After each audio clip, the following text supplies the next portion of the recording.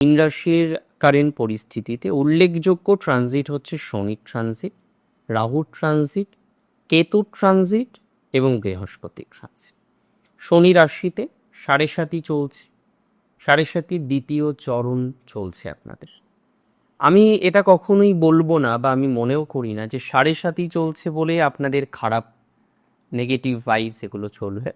তবে এটা আমি অবশ্যই মনে করি যে এই 7.5 প্রভাব আপনার জীবনচক্রকে নানা রকমভাবে প্রভাবিত করছে, নানা রকম স্ট্রেস আপনাদের দিচ্ছে এবং অনেকে দেখবেন প্রচুর প্রচুর প্রচুর স্ট্রেসে আছে।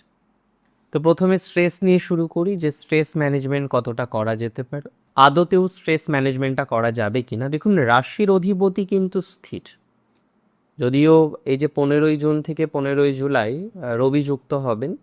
রবি বৃহস্পতি নেগেটিভ নয়, বাট ওই কম্পাস যতদিন থাকবে ততদিন একটু সমস্যা আছে।